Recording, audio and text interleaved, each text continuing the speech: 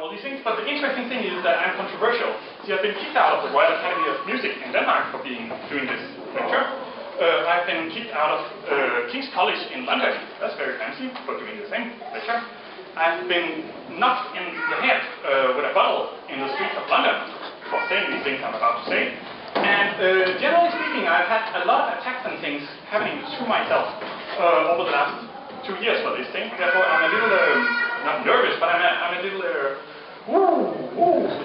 So I came in and had to lecture young, well, they were my age, but young people in the same subjects of what I've been doing. And one of the things I realized there was that the times were over. There were no reason, they couldn't, sell. I mean, we were reading, it was about 2004, and they couldn't sell music anymore. And everything they were doing was mimicking all these structures and all these things, and everybody wanted to do the.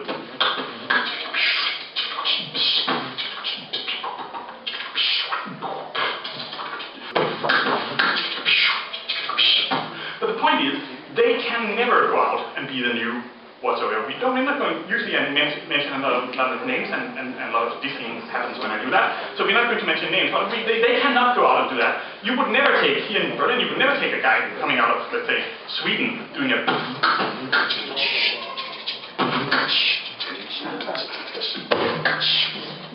serious anymore. You can't take that kind of person serious anymore, because, I mean, social structures, I mean, Sweden, no good. The future will need unscannable music, unscannable, undocumentable forms of communication. Because, I mean, that's what all my students say. They were like, how do you get in on iTunes and sell your music and all that? And they're like, yeah, that's fine, you can get on iTunes, but there will come a generation when we'll think iTunes is the lamest shit in the world. We'll think like, oh, fucking iTunes. I mean, music has to be advanced, it has to be hard, it has to be sweet, and you have to be able to get the girls or the boys or the action from the music, and if you do not do that, it's an exercise in advancement. And if you do not play with that game, then what the F is going on? I have not even mentioned names. I didn't say the war on Kid 606.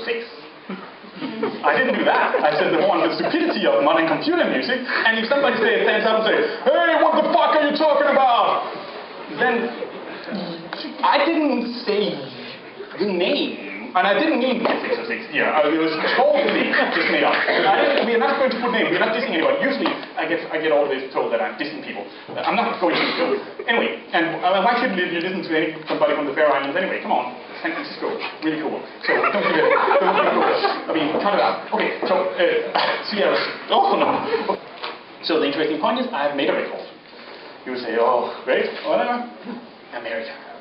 Black America. It's an objectified piece of music. There's music in the groove. It does not. You cannot notate it. It's the same sort of thing. It's just a feeling, man. It's just why. Mickey Mouse is very interesting. Mickey Mouse has done everything in the world. Mickey Mouse has been to the moon. He's been in submarine. He's been underwater. He's been he's been to Nebraska. He has been in Africa. He has been in love. He has been the bad guy. He has been a cowboy. Mickey Mouse has done everything. He has been in the old England, hanging out with King Arthur. He has been hanging out with some Inuits up north, and you're not. Anyway, you get it. You've been doing all the jazz. And Inuit is racist, by the way. Don't say that. Take it from me. My family is from it. Anyway, he is an omnipresent. He's all over the place. And that's interesting, because that's why he becomes omnipresent, because then he cannot be your friend anymore.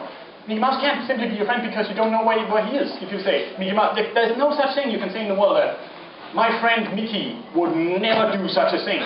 Because you would have done everything. It's impossible to say that Mickey does certain things Mickey Mouse wouldn't do, because you've done every single thing in the world. If you go to Iceland, Icelandic people are fascist beyond anything. It's very fun to say this in Germany, because Björk, the cute little elf that we all know, made a song last year to the Greenlands and to me from the Faroe Islands, saying, "Declare independence, don't let them do that to you." And the lyrics go, and this is very interesting because we could change the accent a little bit. It goes like, "Raise your flag, higher, higher, print your own stamp, higher, higher, protect your language, higher, higher." And it's interesting, but if we change the language a little bit and say, "Raise your flag, higher, higher, protect I wouldn't get away with that. I can't go away with that in this country. It's historical reasons. The reason why little Iceland can get away with that is because there's never been anybody that wants to live in Iceland. And because you're a hipster here, you would say, it's very simple. Because you're hipsters all here, you say, I wouldn't mind living in Iceland. But really we're talking on a bigger scale. It's not that there's been an Osmanic invasion that's been coming, oh, we're going to say, it's cold and it's shitty and there's only fish. And if you don't like these things, then you don't want to live on Iceland. So therefore you can get away with saying all these sort of crazy things, but if you did that with a German accent in a completely different style, you are going to get into a lot of trouble. So this is very interesting. So when I'm going to say this, what I'm about to say now from a Scandinavian perspective, I might be, you'll be like, oh, you're totally nationalistic now. And that's not the case. I'm just saying that, and this is my attempt on it. Remember, I'm in a war with the Scandinavian Education System. The point is, if Scandinavia, which is small countries, there's no natural resources. Every time there's been a war, more or less every single of the countries have been ruled out. Always been protected by other countries. Various people have claimed they have protected the countries by invading them, and that's been happening over the last 1,000 years. So then a lot of Scandinavian people will say, no way, there was Vikings here once. And you can go around and look for them, and they are long gone. There might be some guy sitting and saying, Viking power, blah, blah, blah. But it's after alcohol, they're no good anymore. The point here is, if these small countries cannot, I mean, the only thing that we have to offer is knowledge.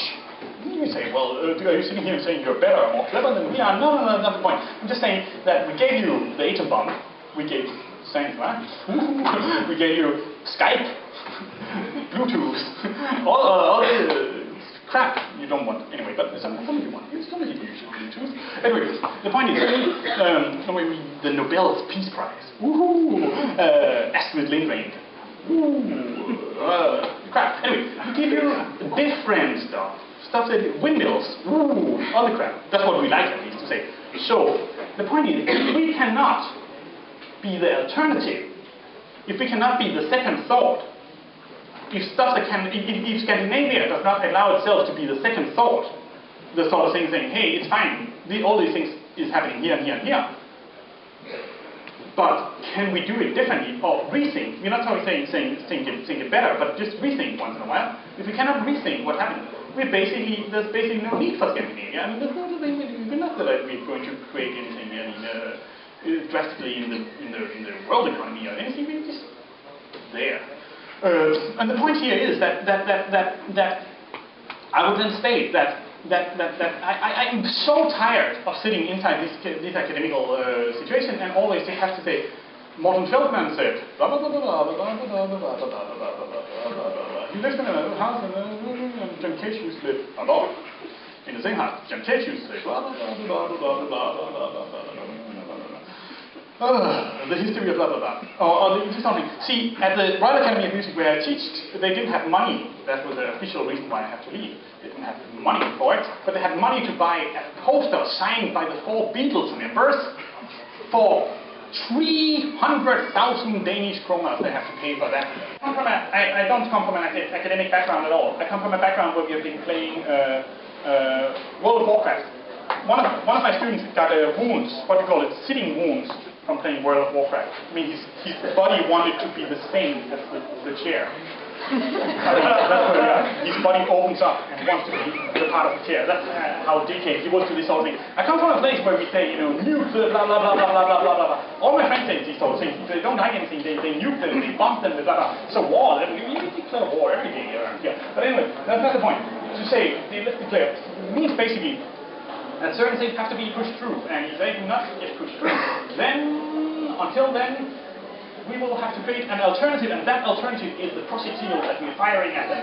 So this alternative education is the projectile. Anyway, that's it. So I will say all the way from the Faroe Islands, or Denmark, or whatever you like to call it, and thank you for having me, and I will shut up and